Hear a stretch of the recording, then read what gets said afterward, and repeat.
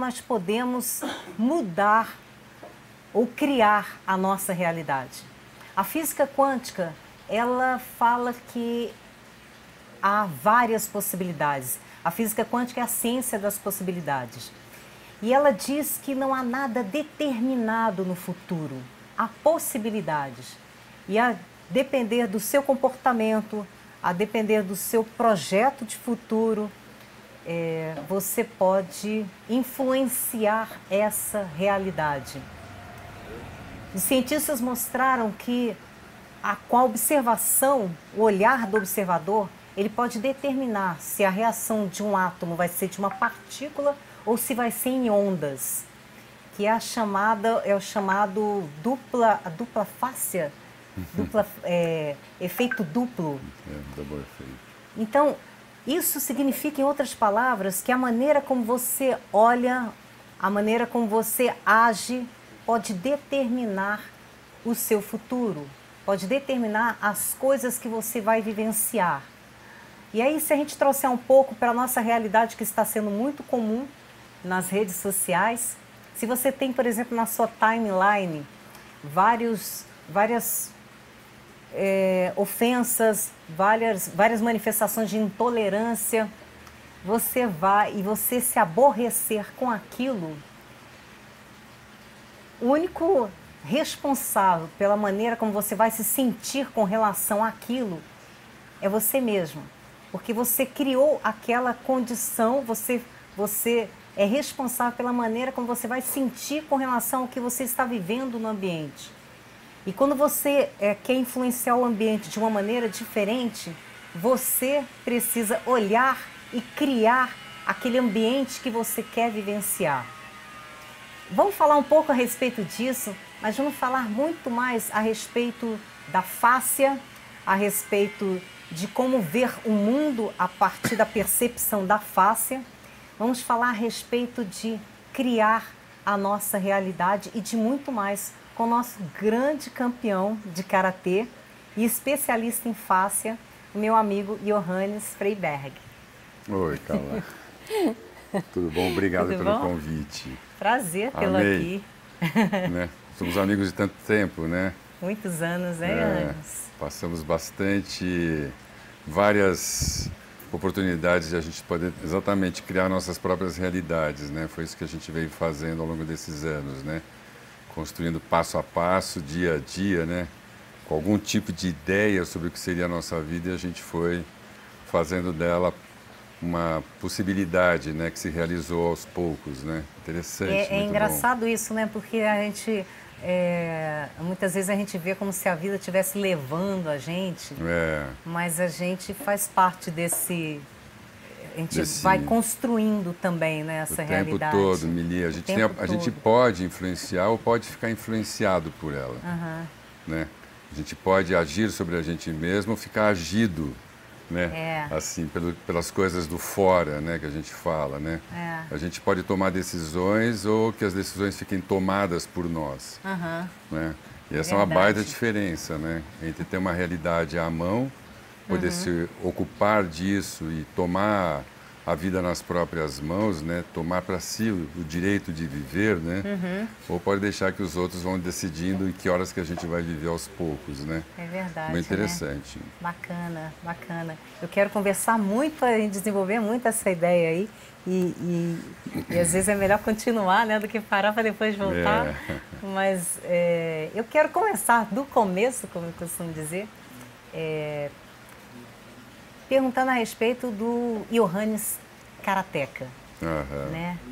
E aí eu queria que você falasse, e antes mesmo do Johannes, quer dizer, na verdade, tanto na sua formação atual, seus estudos, com relação ao trabalho que você está desenvolvendo hoje, como a influência que o Karatê trouxe à sua vida, eu quero... Bem no começo, perguntar para você as suas primeiras horas da manhã. Assim, se você tem uma rotina matinal, o que você faz na sua primeira hora do dia, nas suas 2 primeiras horas do dia, como é que você começa o seu dia? Começa cedo, começa umas 5 horas da manhã, E aí eu já começo com meus trabalhos de stretching, que é uma coisa que eu faço durante meia hora regularmente. Bastante trabalho de movimento, bastante trabalho longo, de me acordando aos poucos, né? Digamos assim, de ir me animando, incentivando a mim mesmo. E depois aí eu eu tomo meu banho e depois faço uma boa refeição, principalmente de frutas, que é uma coisa que me agrada bastante. Então, frutas, depois linhaça, né, amêndoas, nozes, esse é um tipo de alimentação que me agrada. Saio para um treino, né, normalmente de uma hora e um pouquinho, ou é uma corrida, ou é um treino de karatê, isso é a rotina. Aí eu volto e aí eu tomo meu banho, aí meu segundo banho, né, me preparo e aí eu faço uma super refeição. Aí a outra refeição da manhã, que é a segunda, aí são ovos, são os pães, eu adoro tomar café e assim eu começo o meu dia. Então, começo com esse super stretch, uma boa alimentação de frutas, um treinão grande, bem forte, bem vigoroso. Depois aí a segunda refeição e daí eu começo minhas rotinas do dia, né? Bacana. Eu já começa uma rotina de campeão, né, Anderson? Deixa eu te falar, como é que você começa, como é que você determina assim, os alimentos, como é que é essa tua alimentação? Então, nesse sentido eu não sou uma pessoa disciplinada na escolha do alimento, nesse sentido de quem vai fazendo seleção de alimentos. Mas eu tenho, talvez essa minha experiência, né, de muitos anos de atleta, eu tenho uma reflexão muito boa. Então a minha escolha foi uma escolha que eu fui fazendo ao longo da vida naquilo que para mim era bastante útil, né? Então a questão de, por exemplo, um almoço rico em vegetais, né, raízes, né? Então eu tenho um comportamento com alimentação bastante, não digo rigoroso, mas preciso na quantidade. Eu como várias vezes por dia.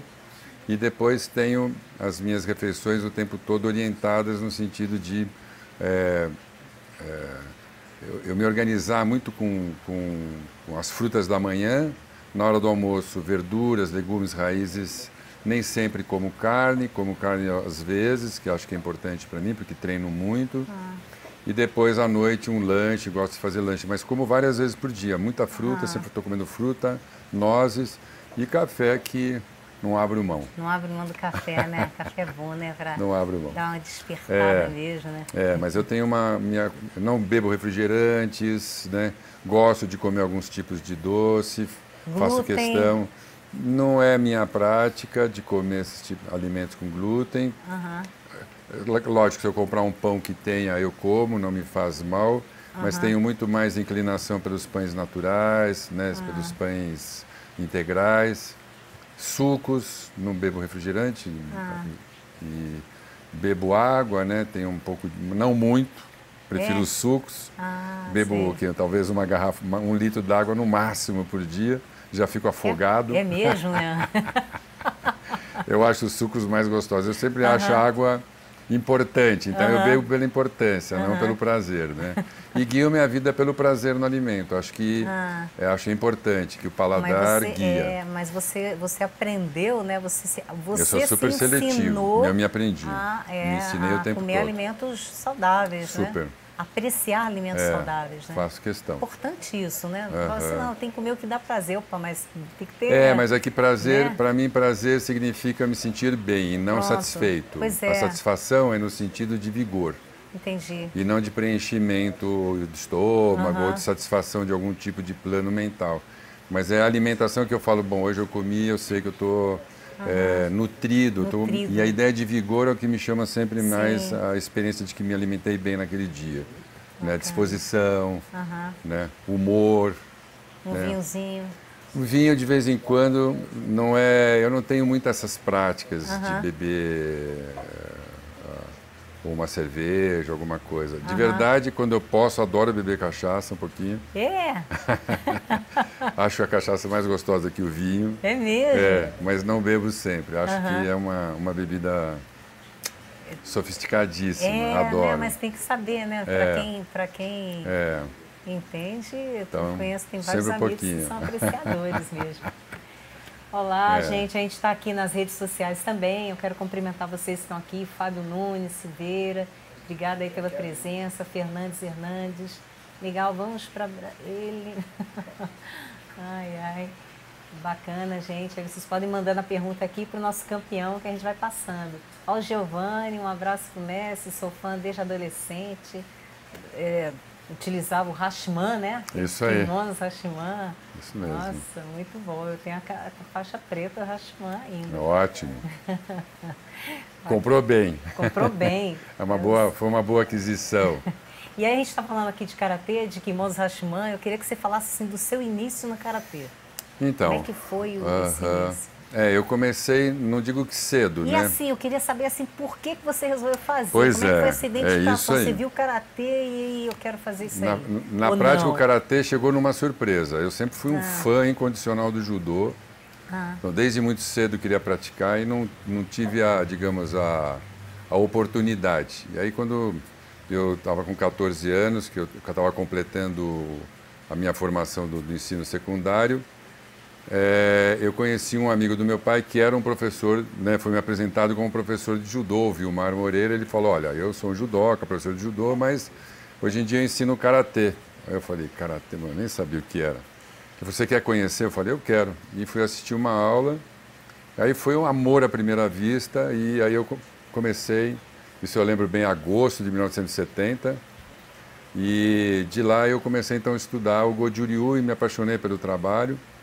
E então o karatê chegou na minha vida como uma surpresa, digamos, uma boa surpresa, mas já o meu desejo de estudar a luta estava presente, né? Ela não estava fora do meu programa. E eu era um bom jogador de handebol, fui um grande jogador de handebol até o final da faculdade, né? Das 2 faculdades que fiz. E aí fui campeão paulista brasileiro, fui convidado para jogar na Espanha também. Então eu tinha já uma carreira com handebol, tanto é que aos 17 para 18 eu tive que decidir se continuaria no karatê ou se eu iria para o handebol. E o handebol tem essa pegada, né? É um esporte vigoroso, rápido, de velocidade, eu era um bom atacante. Então eu fui, inclusive, até os meus quase 25 anos, eu fui jogador de handebol. Bastante, Mas o karatê eu fui formando. E aí fiz o karatê Goju-Ryu. Depois daí eu passei para o Shorin-Ryu, continuei no Shorin-Ryu também. A minha primeira graduação é faixa preta, eu sou, né, tanto da Goju quanto da Shorin. E em 78, lá na USP, eu fui apresentado ao professor Sasaki. E aí eu comecei a estudar o Shotokan com ele lá. A indicação do professor Buio do Avador, que eu estava treinando no Avador também, que era pertinho de casa. Então eu acabei estudando vários estilos, muitos. E aí permaneci, né, desde então na prática da Shotokan. Então comecei lá na USP com o professor Sasaki e venho até hoje dentro desse projeto, né, que o Shotokan e da JK foi propondo. Então eu fui me desenvolvendo assim, né, fazendo 4 estilos de karatê. E o Shotokan é o que eu permaneci a partir de 78 na USP, né? O que você assim considera que é ser um karateca? Nossa, um karateca, acho que é um sujeito, né, que tem para si que ele, né, a única possibilidade que ele tem de realização é a partir do esforço que ele promove nele. Isso eu entendo bem, assim, entendi isso, quer dizer, foi pela minha prática pessoal, né, interna, eu ficava treinando horas sozinho, que eu ia, então, aprendendo o karatê. Então, um praticante de karatê, ele é um sujeito que gosta de alguma coisa, se interna dentro daquele espaço e produz dentro daquele espaço conhecimento e mais conhecimento. Simultaneamente, a possibilidade de ganhar para si a construção de um mundo que é um mundo de força, eu diria força, muita vitalidade. E eu tenho, assim, quer dizer, o mito para mim do karateca ou do lutador é o mito do herói, né, da conquista, quer dizer, o trabalho do conquistador, daquele que desbrava, daquele que vai ocupando os seus lugares, vai crescendo como um bravo, né, como alguém que se empenha, né, para a construção daquilo que ele acha que pode ser um lugar justo, né? Aí eu tenho essa questão da justiça e do entendimento de que as parcerias são fundamentais para que a gente possa realizar. Então, o Karatê ele não é feito sozinho do ponto de vista da unicidade. Há aquele que te apresenta um lugar e há o esforço muito pessoal de uma conquista. Então, eu acho que o Karatê é um conquistador. Alguém que realmente faz, tem que fazer acontecer. Não há como alguém ensinar Karatê para você dessa forma absoluta. A gente mostra, né? Mas é o seu trabalho lá dentro, sozinho, muitas vezes, e faz, e aquilo vai construindo, vai né? construindo. Aquilo é um mundo que se produz a partir mesmo de de um esforço profundo interno, né, orientado, cada vez mais organizado, para a realização, que é aquilo que você estava falando, assim, quer dizer, é como é que é dar realidade para o corpo, né, a partir de uma ideia sobre algum sentido de avanço sobre a vida, sobre si mesmo. Então, avançar sobre a vida é ter imagens de crescimento e promover a construção da realidade desse crescimento. Então, né, tornar-se um karateca é ter feito efetivamente algo para si, ou seja, formou uma realidade a partir de um sonho de expansão e de crescimento. Isso aí tem a ver com desenvolvimento também pessoal. Total. Tem a ver com crescimento com pessoal, crescimento, né? É crescimento. Então você fala de valores, você está falando de valores, está falando de ética também, quando você fala de justiça, né? De justiça,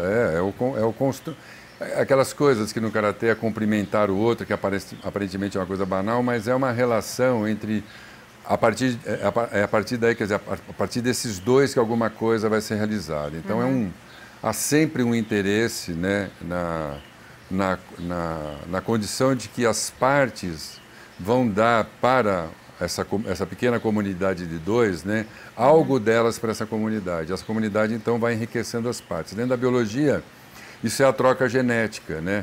Quer dizer, um corpo dá para outro aquilo que é muito próprio. E essa entrega para outro corpo, os dois corpos aumentam muito a potência. Quer dizer, eu tenho alguma coisa que o outro não tem, ele tem coisas que eu não tenho. O treino é exatamente essa troca. Igual o conjunto matemático, né? Conjunto A, conjunto B, X, Y, X, A. Então, A dá para B, né? E aí os conjuntos vão aumentando a sua potência. Quer dizer, A tem mais agora do que tinha antes, e B tem mais de A do que tinha antes. Isso, na biologia, isso foi fundamental para a expansão dos corpos complexos, né? Os corpos eram únicos, unicelulares e únicos.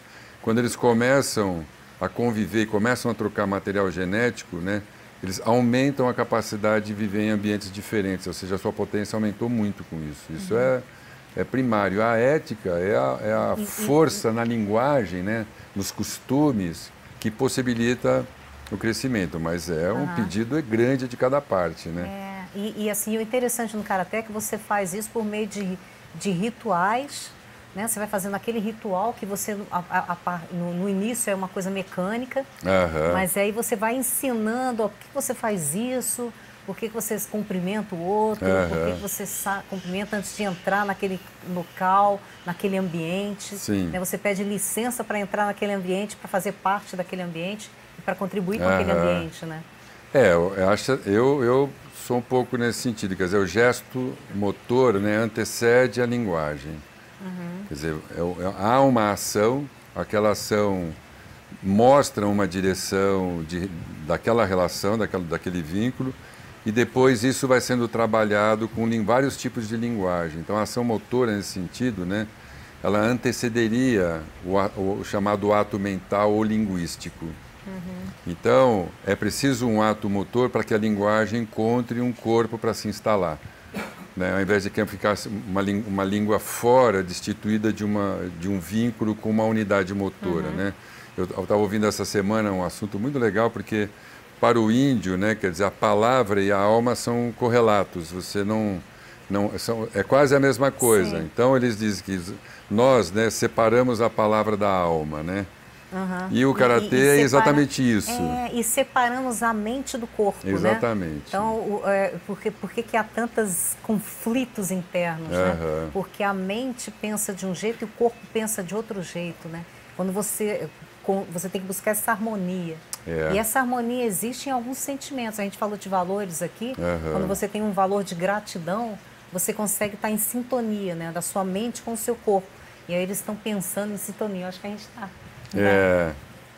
Fazendo sinergias, né? Compartilhando espaços, né? É isso, quer dizer, a vida é um compartilhamento de lugares, né? Onde a vida ela vai brotando no compartilhamento, né? Ela imobiliza no descompartilhamento e amplia no compartilhamento. É uma questão importante, né? Tem algumas pessoas aqui, deixa eu mandar um abraço aqui, um abraço, Fábio Nunes, um abraço, mestre, tive orgulho de fazer um curso com o senhor, Ivan Thiago Pedroso, admiro grande campeão e guerreiro brasileiro na história do Karatê. Estou cumprimentando aqui o nosso campeão. O Sidraque, oi Sidraque, prezada Carla, ontem à noite eu estava dando uma aula de defesa pessoal e um aluno meu do Shotokan me perguntou qual o melhor estilo de Karatê. Estava presente um aluno meu, muito bom. Por favor, pergunte ao Sensei Johannes qual dos estilos foi o melhor para ele. Já sei até a resposta, ele vai dizer que todos.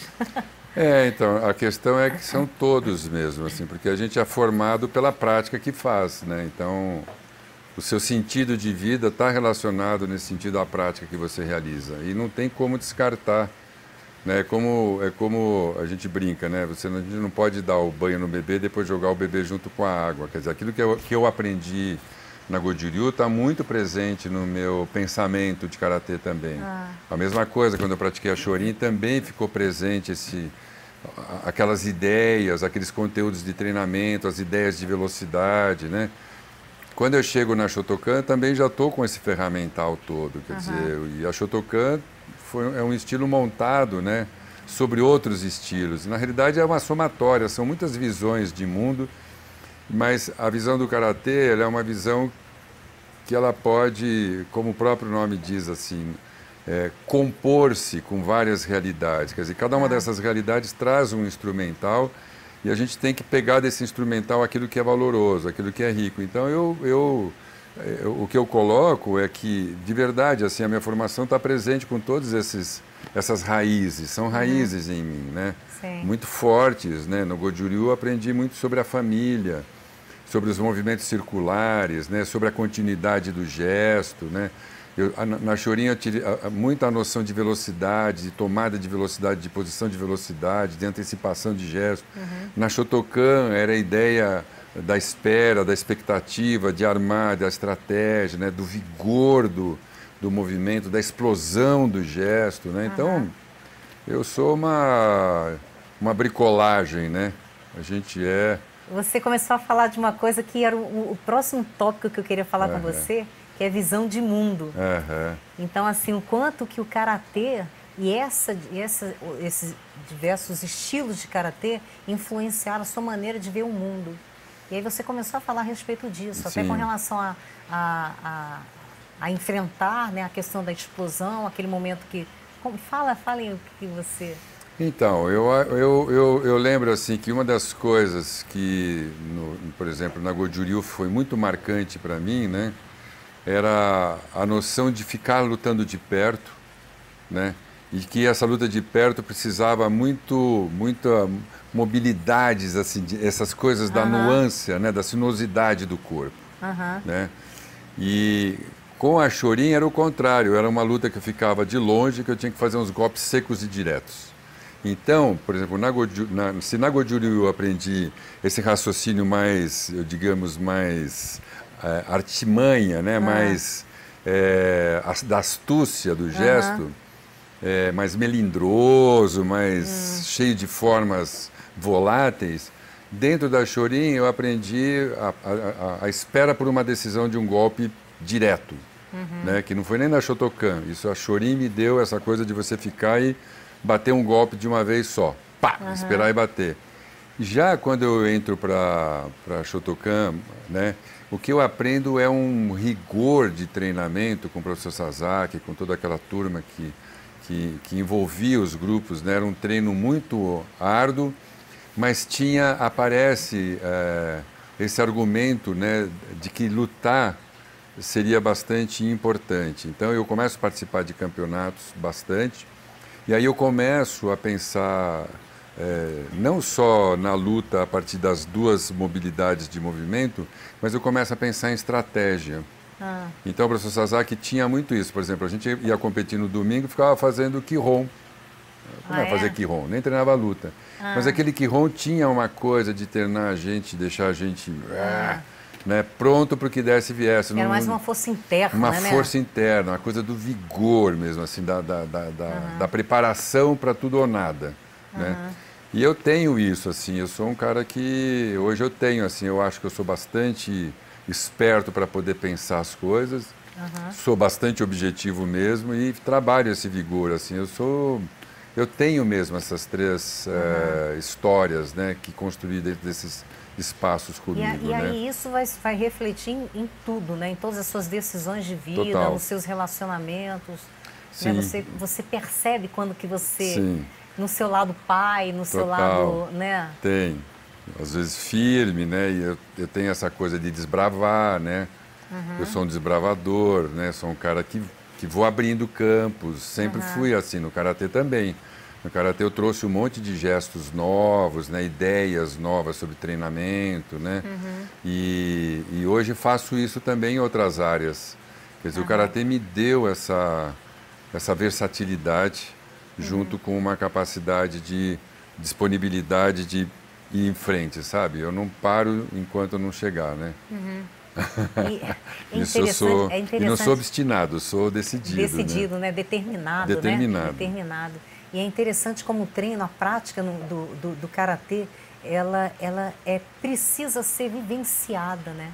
Total. Precisa ser, na prática, é no dia a dia que você vai se construindo karateca, né? Sim. Fala assim, o que é ser karateca? Você vai aprendendo o que é ser fazendo nessa ali, prática, né? Fazendo. Eu acho isso, eu acho que essa é a grande interessante que até, história. Por exemplo, até quando você faz o tênis segunda, quarta e sexta, é importante aquela parada na terça, você volta mais madura na quarta, né? Esses tempos de pausa reflexivos são. Eu entendo, né, para mim que o que eu sou, né, realmente é a partir das coisas que fiz. Quando eu me reconheço que aquilo que eu estou fazendo é um gesto que eu construí, eu me sinto muito mais próximo de mim mesmo. Então, eu posso ter ideologias sobre coisas. Isso é digamos, uma relação com o ambiente, com as questões. A outra é a minha capacidade de intervenção junto, né? Quer dizer, uma coisa é eu pensar ou idealizar, outra coisa é eu conseguir intervir com aquilo que eu tenho junto nos meios, né? Acho que aqui que está para mim a diferença. O Karatê, para mim, né, me dá e me traz, né, essa competência, né, de ser parte do meio e saber que se eu posso, quer dizer, que são as minhas ações que são digamos, o momento em que efetivamente eu estou presente naquele instante que eu estou fazendo. Não por uma palavra, mas uma palavra que que seja ativa também, né? E eu acho que o Karatê é isso, quer dizer, a gente pratica até que se forme no corpo um certo tipo de experiência. Ela não está lá. Ela, no começo, era só uma imagem, né? Uma ideia sobre algo. E aí você pratica até que fique como presença viva. E aí você é o Karatê. Bacana. Legal. Admiro o grande campeão e guerreiro brasileiro da história do Karatê. Uma saudação a todos em nome do Caraguá. É o José Castro falando. Desculpa, não está dando para ler. É CKS Caraguá. CKS Caraguá. Deve ser o grupo de Caraguá, de Karatê, então, né? saudação, José Castro. Obrigada aqui pela presença. Abraço, Johannes, e um beijo na Carla Eduardo Dematei. Tudo bom, Dematei? Prazer tê-lo aqui. Hernandes, vamos para Brasil. Epa, esse aqui já é outro assunto. Sansei Karatê, demonstração de Karatê, ele quer uma demonstração de Karatê, o Hosken Hall. Hosken Hall é um francês e ele sempre me acompanha aqui nas redes sociais pedindo para fazer bonjour. Aí às vezes pede para falar em francês, aí complica a minha história, porque não sei falar em francês. Je ne parle pas français, moi aussi. Pelo menos essa parte. Agora vamos falar agora da fáscia, né, do tecido conjuntivo. Eu queria que você falasse assim, na verdade, e assim, a gente está com algumas imagens também que você mandou para a gente, e eu queria que você começasse aí do começo falando da face, como é que é essa... Tá. Como é que é eu vou chamar a atenção esse tecido e o trabalho dele e a importância dele. Tá.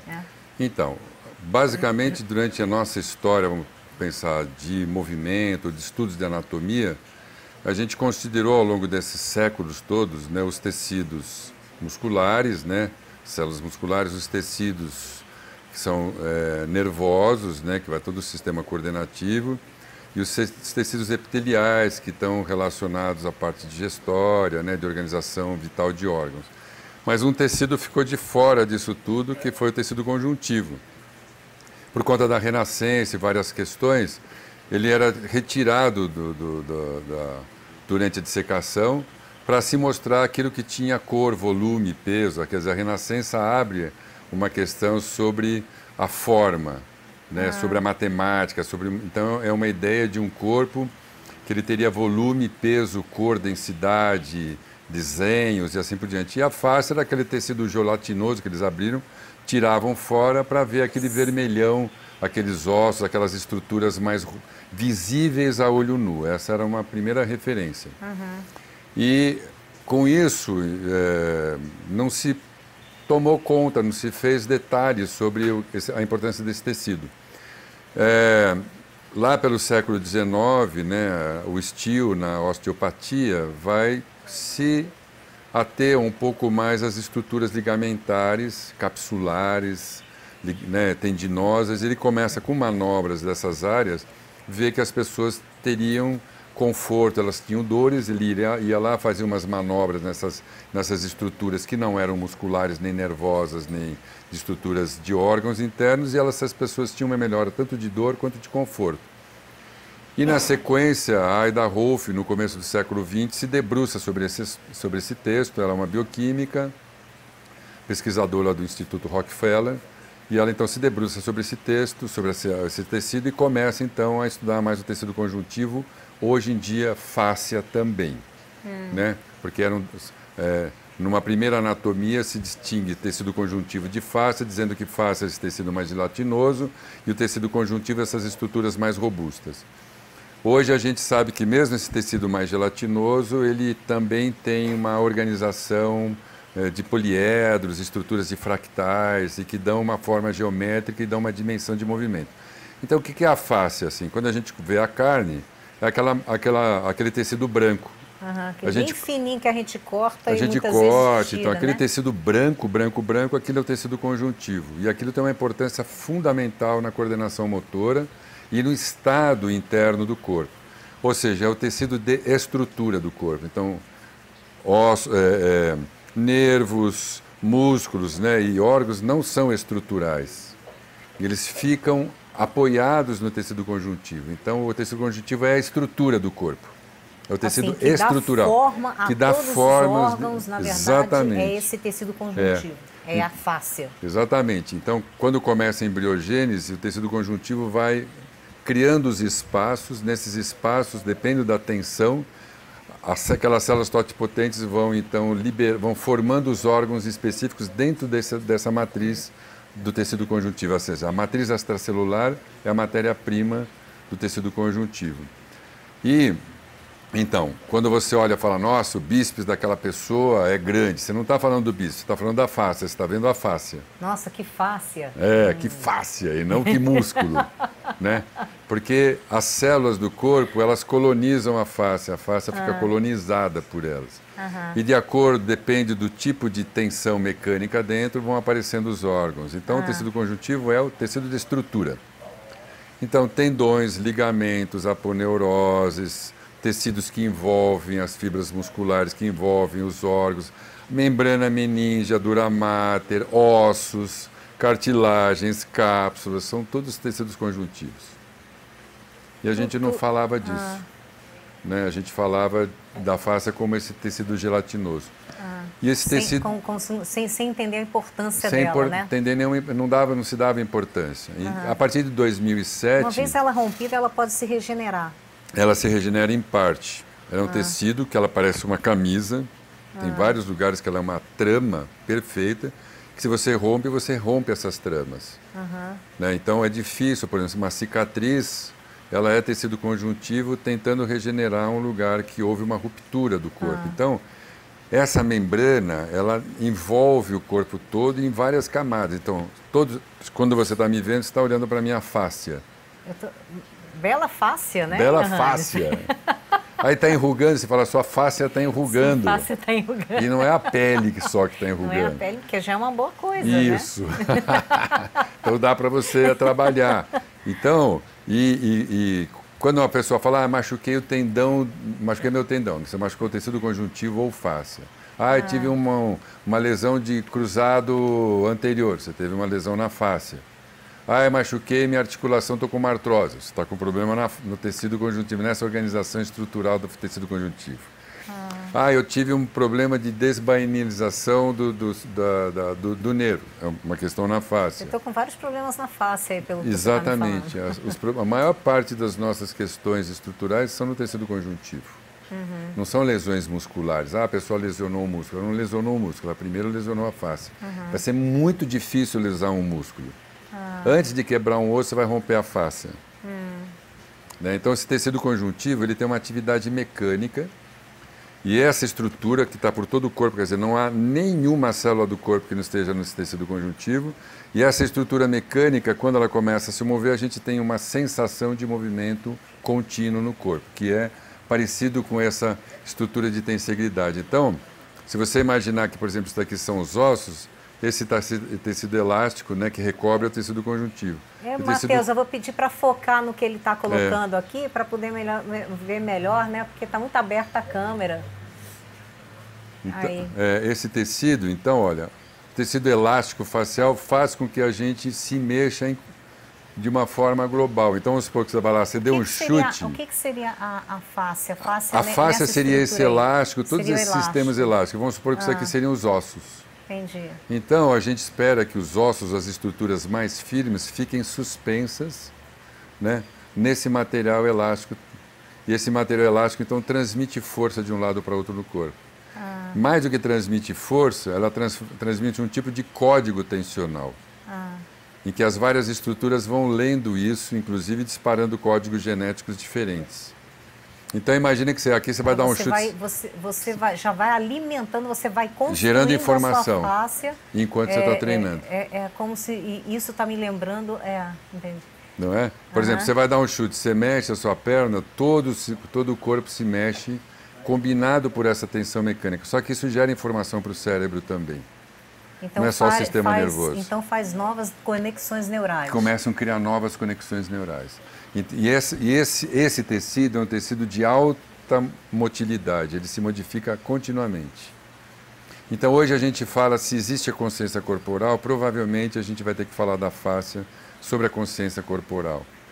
E não sobre o sistema nervoso e muscular. Quer dizer, o que você recebe da fáscia é que você tem uma impressão sobre você. Então esse é um grande assunto sobre consciência corporal, é que muito provavelmente a fáscia seja um tecido onde que a gente vai poder compreender uma série de atividades internas do corpo. Então a fáscia, ela é o meio ambiente interno do corpo, ela é uma estrutura, mas ela é o meio ambiente. Quer dizer, todas as células vivem nesse ambiente, são totalmente conectadas com os movimentos desse tecido. E uma célula se conversa com outra através também desses movimentos elásticos tensionais. É uma comunicação mecânica. Eu estou pensando aqui na nossa conversa, eu estou pensando na formação no nosso cérebro e pensando que quando a gente aprende alguma coisa, aprender é fazer uma nova conexão neural. Isso. E aí você faz uma nova conexão neural, à medida que você vai memorizando aquilo, você vai firmando aquela conexão neural. Então você vai mudando, o seu cérebro vai mudando, a sua mente, o seu cérebro em ação. Então, como é que você pode fazer com que a fáscia seja alterada e você vai alterar esse ambiente? Vamos falar então nesse duplo caminho. Primeiro, que a construção da posição arquitetônica dos neurônios se dá por células gliais, que são células faciais, de estrutura conectiva. Então, a memória é uma estrutura de células gliais que mantém os neurônios em certas posições, gerando um tipo de memória. Quando essas células se desmancham, se perdem, você começa a ter problemas de perda de memória. Então, hoje é muito atrelado as células gliais à memória, e células gliais são células de tecido de material conectivo, de tecido conjuntivo. Isso é importante. Quer dizer, a nossa memória é dada por esses suportes estruturais que ficam sustentando os nervos, os neurônios em certas posições para que haja a construção de um certo tipo de mapeamento, que é a construção de um gesto, por exemplo. Conforme a gente vai se movendo, o tecido conjuntivo ele se reorganiza e cria uma memória interna por todo o corpo também. Isso é um estudo que a gente fala que a fáscia se assemelha a um cristal líquido, em que aquilo depois que fica polarizado, ela repete aqueles gestos e aquilo é compreendido como uma atitude a ser repetida também. Então, não há velocidade suficiente no cérebro entre a subida e a descida de informação, por exemplo, num pianista. Muito da informação corre aqui pela própria mão. Pronto, já é a memória corporal. Total de memória corporal. Você nem usa a mente, pelo menos não a mente consciente. Não essa mente consciente. É um outro tipo de mente. É uma mente que está nessa estrutura conectiva. Que o pessoal fala do Ti, né? O Ti é o corpo, quando você se mexe, a face polariza, você fica eletrificado. Isso gera informação de memória, cria em nós uma excitação. Vibrações, né? Aquelas vibrações. E isso é que regenera muito dos tecidos do corpo. Então, o sistema imunológico está na face. O quanto que é importante a gente saber que a fáscia tem essa importância toda nessa formação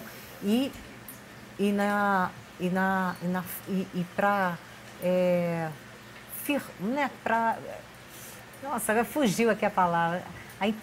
O quanto que é importante a gente saber desse conhecimento para que a gente assimile no cotidiano, para que a gente mude, para que a gente aproveite, para que a gente evite algumas lesões, para que a gente otimize alguns movimentos.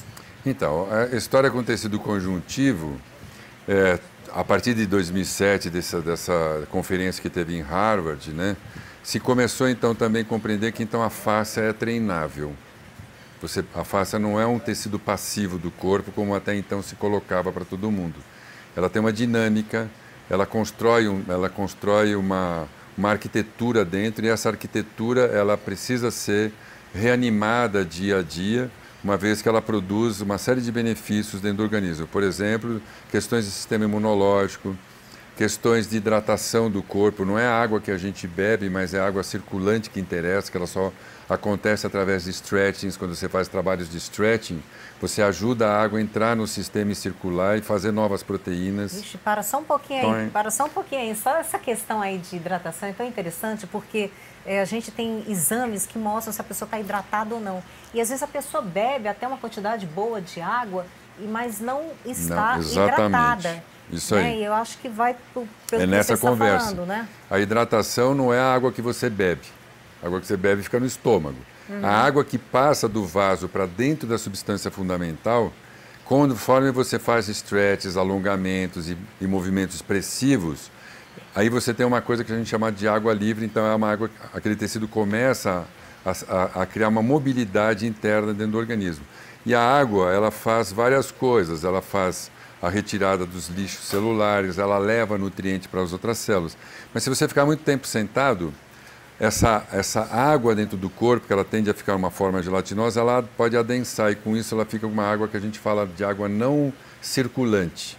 Então o stretching faz dela uma água mais líquida de novo. E aí sim, a água que a gente bebe começa a circular. Sim. Só a partir do stretch. Se você beber água e ficar sentado, ela não entra no sistema e não necessariamente circule. Que é a maneira de fazer, que é a maneira de soltar a fáscia, não é isso? É uma das coisas que a gente fala da liberação do stretch. É mais do que um alongamento, é uma maneira de se fazer... A fazer uma circulação da água. Você tem algumas das imagens, né? Hein, Matheus, você pode colocar alguma das imagens que mostra como é que a gente pode fazer esse trabalho com a fáscia para que haja essa liberação da face, que pode trazer tantos benefícios para o corpo, para o lutador e para todas as atividades físicas, né? Hein, Matheus, pode colocar, vai passando os vídeos, que daí o Johannes vai falando a respeito, né? A gente está com os vídeos aqui, o pessoal que está aqui nas redes não vai poder assistir. Mas... Então aqui, por exemplo, eu vou mostrando, né? Eu estou pedindo para ela fazer um trabalho, eu ponho ela em posição de estresse total, aí eu fazendo esses trabalhos de movimentos contínuos, né? Onde eu vou fazendo exatamente a mobilidade dos tecidos, fazendo com que essa água vá ficando circulante. Eu estou, então, ativando o tecido conjuntivo. Parece os movimentos do Tai Chi Chuan. Parece, porque são esses movimentos fluidos, onde onde eu não tenho interrupção, fazerem eles circulares. Eles são em espirais, são movimentos em diagonais, em vários planos, né? Eu crio sempre uma tensão e, junto com uma tensão, uma mobilidade do tecido. Ele está fazendo uns movimentos bem circulares. Muito parecido, exatamente. Muito com a ideia do Tai Chi, né? E a respiração nisso? E a respiração, ela é contínua, ela obedece o movimento. Normalmente eu faço inspiro, quando eu expiro eu faço o stretching. Então, os longos, né? Os movimentos longos. Com isso eu vou... Exatamente, porque aí eu faço uma compressão interna e um estiramento externo. E aí ajuda o movimento a criar um pumping dentro, um bombeamento dentro do corpo. E com isso eu faço... Isso aí deve ser bom para rejuvenescer. É bom para reidratação. Isso quer dizer, o corpo por dentro é hidráulico. A gente é um monte de vasos e um sistema de águas. Somos água. A gente tem que fazer pressão com estiramento, né? Isso daí sou eu. Fazendo karatê. Fazendo meu karatê depois do meu treino. Fazendo jitê. Jitê. Gosto muito desse kata. Isso. É seu Hans fazendo jitê, kata. Aí também já fazendo um trabalho proprioceptivo, né? Ajudando, né, ela a fazer esses trabalhos de estiramento em diagonais longas. Com isso ativando o trabalho na coluna, junto com o trabalho mais de órgãos internos, coração e circulação. Os movimentos já são trabalhos espirais longos, e com isso eu trabalho a tensão elástica criando propriocepção, ou seja, um trabalho sensório-motor para a consciência corporal. Então eu faço isso com super stretching. E aí vários mecanorreceptores no corpo ficam estirados e aí a gente começa a ter uma noção de movimento global por todo o organismo. É muito interessante. Deve ter uma sensação muito boa isso aí. É muito bom, a explicação é muito boa. Não, e a sensação que deve dar deve ser muito boa, de prazer, de leveza, de energização, vitalidade, concentração, né? Um certo senso de equilíbrio, de um eixo do próprio corpo, porque a face ela faz sempre tensão convergente. Todo esforço que você faz para fora, ela volta para dentro do sistema em direção à coluna. Elástica, né? Ela puxa de volta. Aí você começa a estirar, ela volta, estira, volta, começa a formar uma certa sensação de um eixo dentro do corpo. Quanto mais você faz esse trabalho de liberação da face, você esticando e você... melhor o movimento. São duas coisas. Quando você faz esses estiramentos, você trabalha na mobilidade do tecido. Quando você estica para ela encolher, você trabalha na elasticidade dela. Então, um é para ajudar, os dois são fundamentais. Primeiro, o tecido tem que conseguir encolher, porque a tensão da face é que dá a forma ao corpo, sobe o tônus, e a mobilidade é que gera essa circulação de líquidos por dentro do corpo. Então, são duas fontes de atividade. Uma são os sistemas elásticos, fazer, por exemplo, forças para tendão, ligamentos, coisa e tal.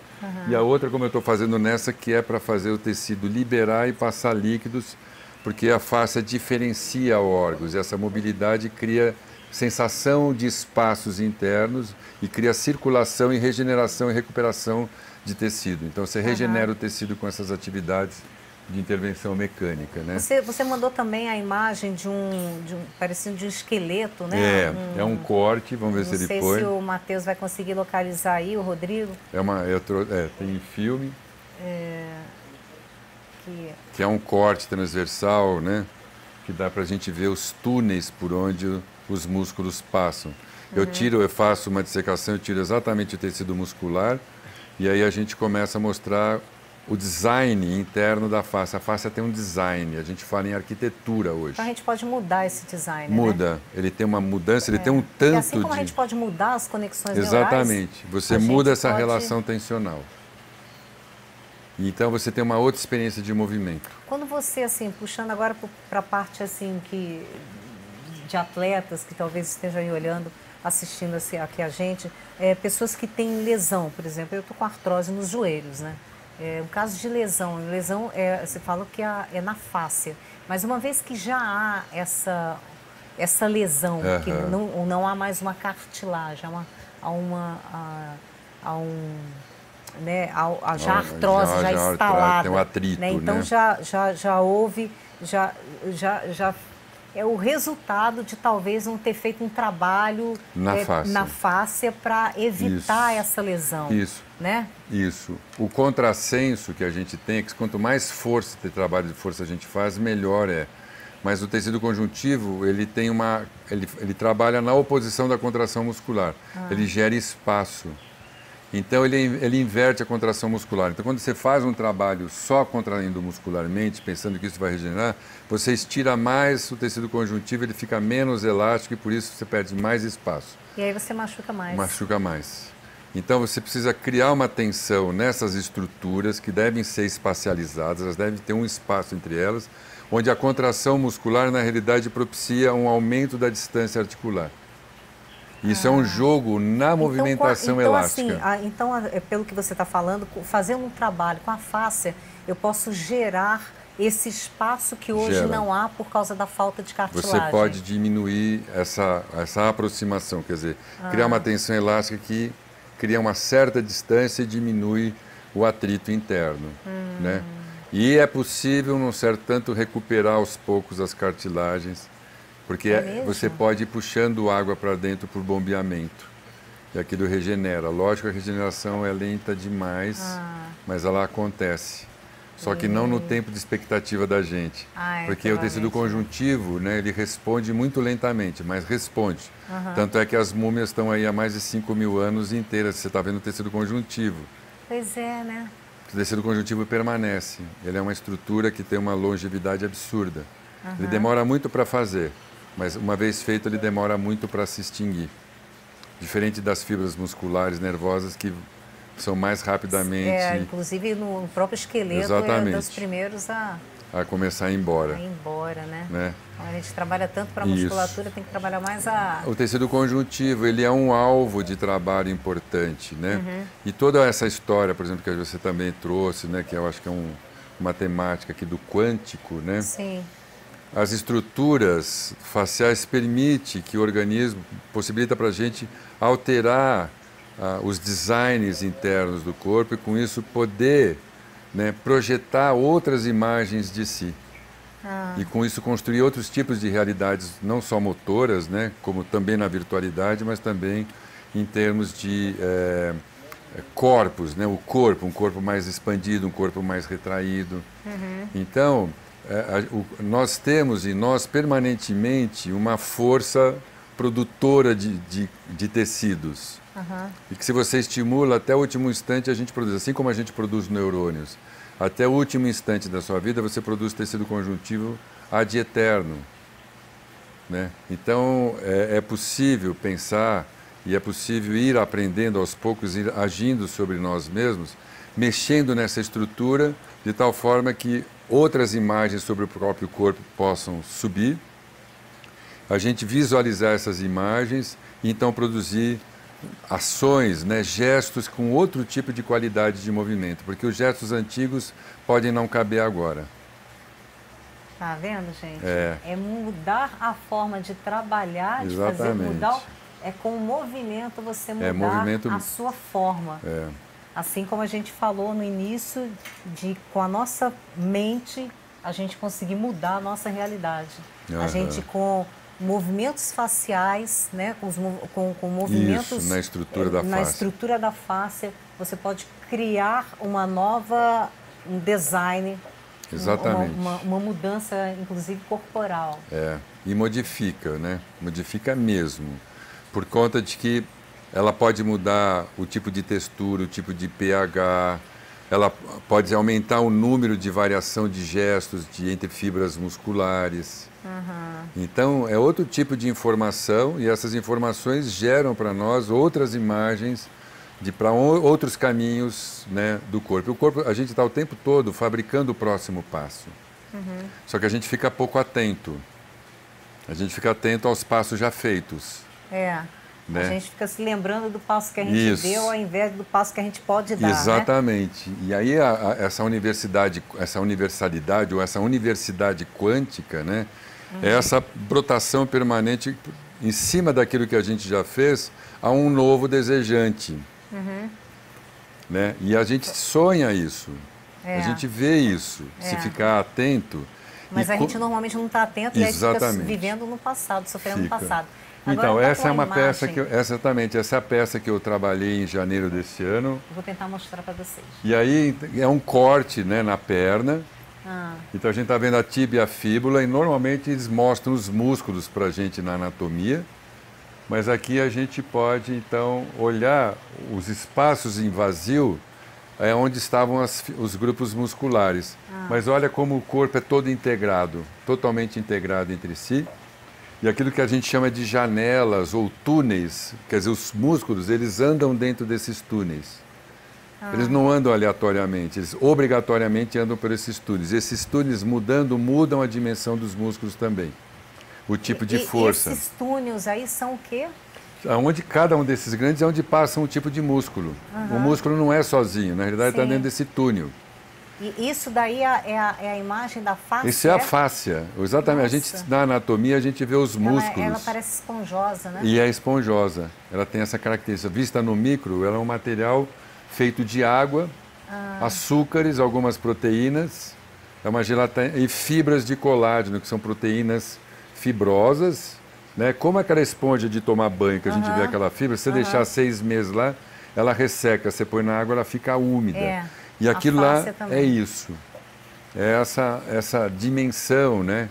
Então a gente ali vê os designs da face por dentro. E a gente pensa no músculo como existindo por si. Na realidade ele existe dentro do túnel, sem o túnel ele não existe. Aqui a outra imagem então, lá. Aí ela toda laminar, aí eu estou mostrando, né? Então a parte mais de baixo é a pele, um pouco acima da pele que é a face superficial e profunda, e depois todo um tecido feito de lâminas. O corpo é todo laminar. Quando a gente olha, parece 1000 folhas. Tem uma camada firme, uma camada cheia de líquidos. Outra camada firme, outra camada cheia de líquidos. Firme, líquidos, firme, líquidos, firme, líquidos. Nossa, daí a importância da... Ela é toda laminar. E é por ali que as estruturas, então, se alimentam, se nutrem, desenham as ações. Quer dizer, os gestos motores acontecem dentro desses espaços que a gente parecem espaços virtuais, né? Mas a face não é tão virtual assim. Então eu falo para os meus alunos. Ela é engraçada. Quando você olhar para um livro de anatomia, olha tudo que não está lá que você vai ver a face. Eita. Porque a gente tirou exatamente a matriz. Sim, o que dá forma. O que dá forma. E ali, foi tirado, se você tira foi aquilo, esquecido e não estudado. Então os músculos crescem ali. A gente está entendendo agora a importância de conhecer isso, né, para melhorar-nos em várias coisas, em várias atividades e na melhora, inclusive, do corpo humano. E eu estou pensando, a gente está falando assim da face e tudo, tecido virtual, que não é tão virtual e tudo. Mas aí eu lembro que, na verdade, tudo é movimento, né, Johannes? Tudo é movimento. A gente não tem uma estrutura... O que a gente vê aqui é energia. Tudo é energia, tudo é movimento. Nada está parado, tudo está em movimento. Nós estamos em movimento agora. A nossa voz está em ondas, está em movimento aqui. A gente Meu cabelo está crescendo agora. Não é? Tudo está em movimento. A gente está se mexendo o tempo todo. Por isso que eu falo assim, a gente já está o tempo todo, né, indo para o próximo, né? Quer dizer, o futuro é em nós a coisa mais emergente. Mais presente, né? O nosso presente é sempre o nosso futuro. É mesmo. Né? O passado é sempre alguma coisa, parece que a gente se reporta, mas é aquilo que em nós foi aprendido. Isso é nós, o passado. O passado é o nosso presente vivido, né? É o nosso presente vivido. Daí o porquê de ser difícil a gente perceber que a gente pode criar uma nova realidade. Porque a gente se baseia sempre na nossa experiência. A nossa experiência é o que foi vivido. Exatamente. E se a gente se basear apenas nessa experiência, a gente vai só replicar as mesmas coisas. No cérebro vão ser as mesmas conexões neurais se firmando ainda mais. E na fáscia vai ser aquela pessoa rígida e inflexível, que não consegue construir uma nova realidade, não é isso? Ótimo. Essa é uma ótima, eu acho incrível essa sua colocação. Uma coisa que eu particularmente, aí é uma questão do meu estudo pessoal. A face, ela pode ir enrijecendo, né, através inclusive de atos mecânicos, num treinamento que pode ficar muito feroz, ela enrijece de tal forma que deixa a gente com padrões muito repetitivos, pouco flexíveis e com uma certa dificuldade de poder vislumbrar que há uma mobilidade possível no ambiente. Quer dizer, todas as estruturas ficam muito adensadas e compactas demais. E pode ter o oposto disso, uma face muito mole, muito frouxa, que leva a experiências de alta motilidade e sem uma experiência de realidade, fica completamente imaginativo. Sim, então, pessoas que sim, fazem viajante, muito... né? São faces muito moles, ficam molinhas, molinhas, molinhas. E aí não tem uma experiência de consistência. Então ficam muito idealizantes, né, e pouco competentes para realizar uma tarefa. É isso que eu tenho estudado ultimamente. Fica uma face mais porosa, mais líquida, muito macia, ou pode ficar muito rígida, muito robusta, muito... Tem que buscar esse... É achar mesmo, né, linhas de transição. Então, tem partes nossas que são muito voláteis nesse momento e que permitem a gente transitar para o futuro. Aí é o truque inverso. Como é que eu posso ir ficando mais mole para que os projetos mais voláteis ganhem para mim um espaço, para que eu veja o próximo futuro, capture dentro dessas imagens aquilo que pode ser interessante e adense elas. Aí eu adenso elas, fazendo práticas de movimento ou firmando até que elas adensam de novo e eu ganho uma realidade nova de um outro corpo, com uma outra realidade existencial. E aí eu ganho competência. Então a gente tem esse trânsito entre o muito rígido e o macio. Os extremos, né, criam seus super problemas. Claro que uma pessoa muito firme também mantém uma super competência, mas também fica inflexível, a gente fala. Não há outra coisa a não ser o próprio pensamento. É verdade. Aí surge a intolerância, né? A intolerância, exatamente. Aqui temos alguns comentários. Falar de karatê no Brasil, entre os brasileiros imortais estão o Johannes, o Garrigoni, Testa, Antônio Pinto, Ronaldo, Didi, os Caribés e, claro, Carla Ribeiro. Isso, obrigada. claro. Ezequiel Vilela de Araújo. Olá, grande mestre Johannes. Gostaria de saber se você tem alimentação especial ou não. Ezequiel está perguntando aí para você. Especial não, mas eu me alimento bem, como eu falei antes, né? Eu levanto, já faço uma prática de alongamentos, de stretches, depois como muita fruta, muitos grãos, isso é uma prática de comer grãos e frutas em abundância, né? Agora, ultimamente, pão de chocolate, cúrcuma, que são alimentos que ajudam também Pois eu estou adotando mais a cúrcuma. Para o tecido conjuntivo é extremamente sadio, é super importante. Bacana. Ele tem uma influência, né? E alimentos como vitamina C, magnésio, manganês, sódio, níquel, né? Que ajudam a construir colágeno e estruturas do tecido conjuntivo.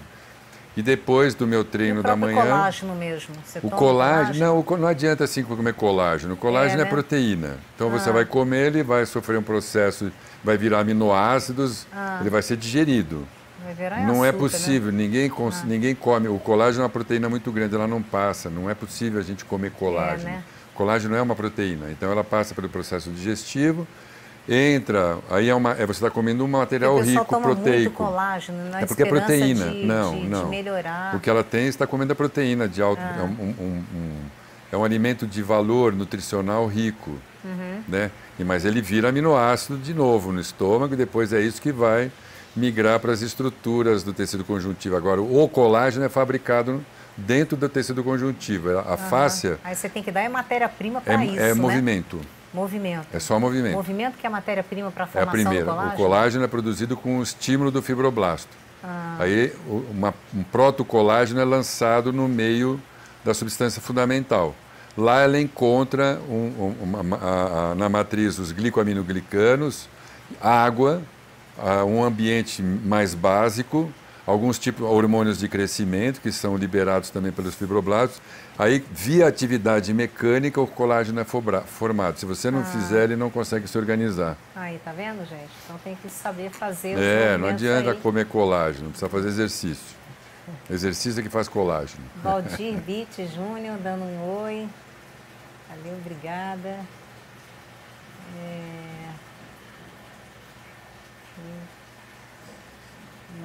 Mário Cadena, ótima transmissão dos dois grandes, Sansei e amigos, sucesso, muito obrigado pela abordagem.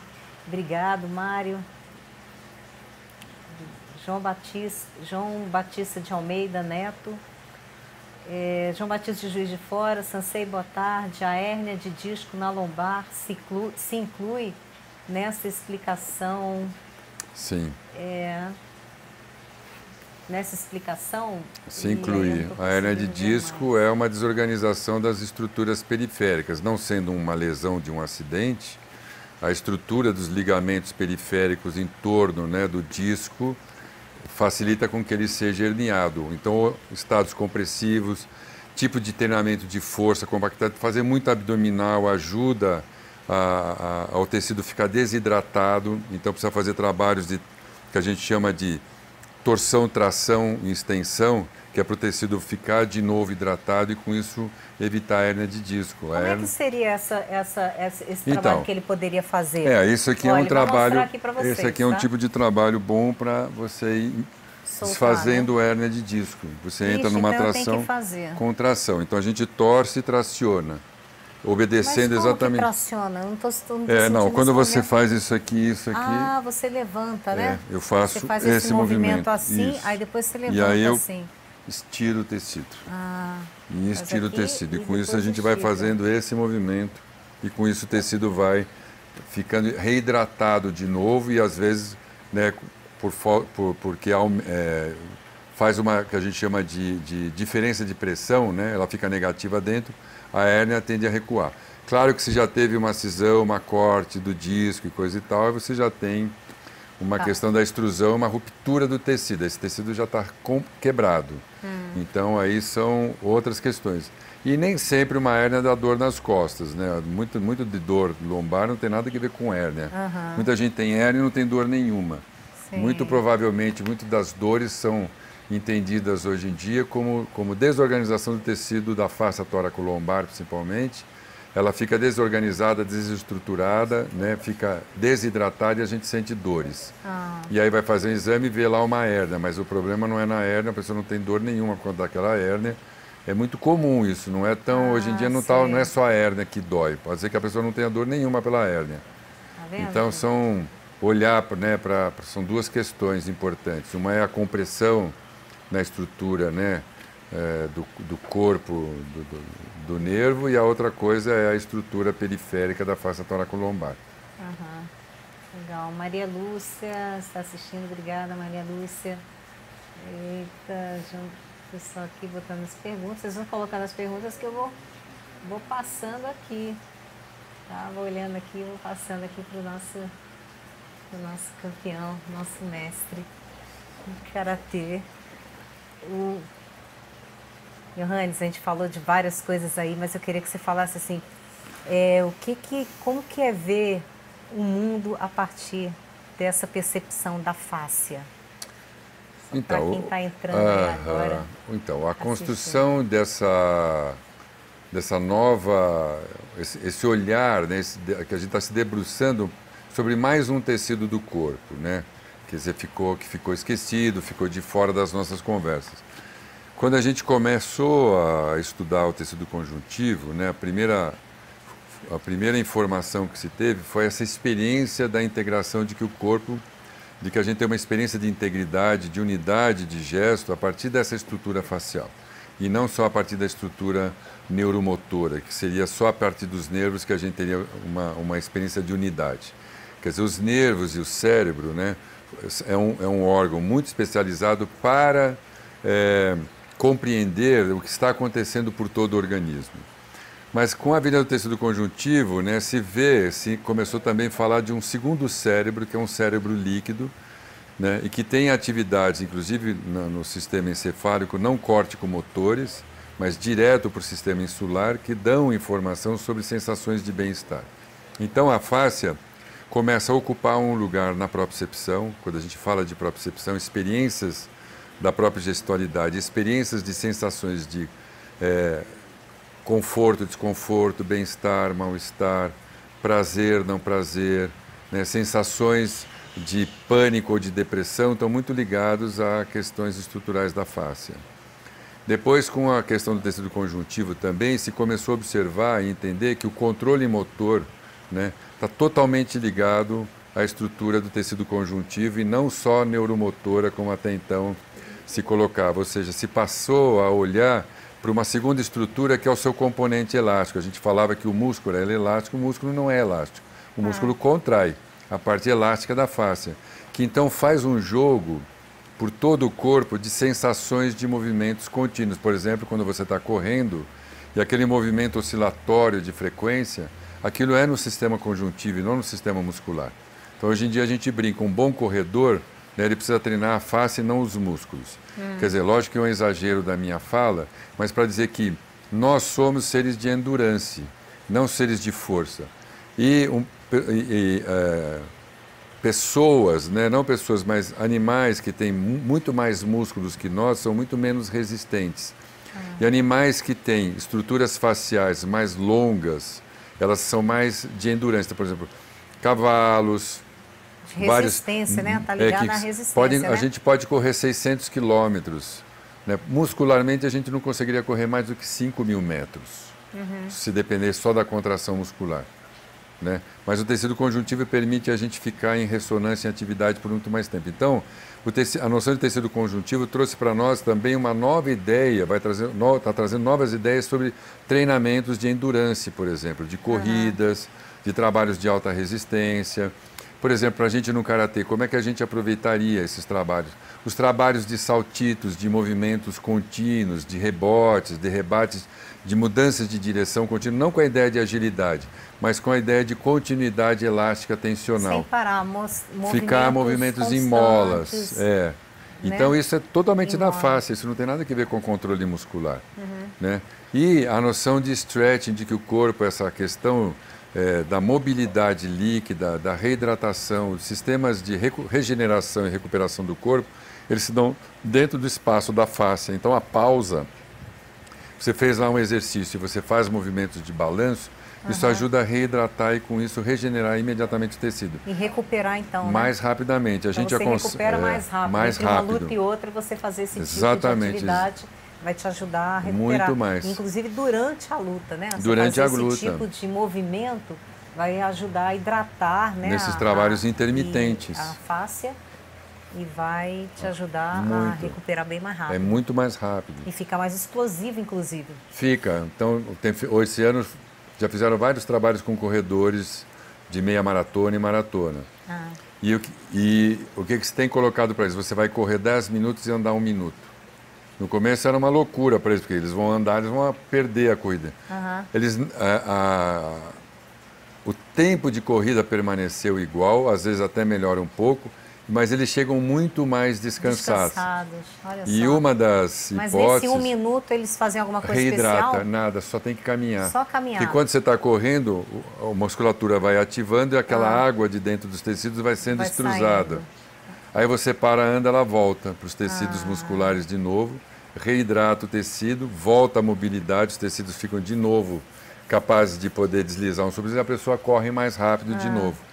Então, mas essa mudança não é ruim, não exige muito do coração, não? Não, nada a ver. Para quem está correndo uma maratona, não. A frequência não abaixa e ela vai se regenerando durante a própria corrida. Então ela não diminuiu o tempo, ela não perdeu o tempo. Quer dizer, ela não aumentou o tempo no percurso. Ela diminuiu ou manteve o mesmo tempo, com a diferença de que ela chega muito mais descansada ao final do trabalho. Bacana. Lembra aquela equipe alemã que veio, ganhou aqui o Mundial de Futebol? Então, todos eles trabalharam com essa noção de fáscia e atividade na fáscia do Facial Fitness. Ah, é? Gente, a Alemanha do 7-1 trabalhou a fáscia. A gente acha que essa fáscia tem que ver com isso. Porque, assim, número de lesões zero. Eles tiveram lesão zero, alto rendimento, uma capacidade de mobilidade altíssima, um nível de coordenação motora muito bom, uma prontidão para a atividade física e uma beleza nos gestos impressionante. E aí ele, inclusive... Agilidade e leveza, né? Muito. E também a força, né? E a força do movimento. Porque se acrescentou essa temática da face enquanto ambiente, né? Quer dizer, ao invés da ideia de força, tem um outro ambiente que é um ambiente reparador. E que gera a propriocepção e repara o organismo continuamente.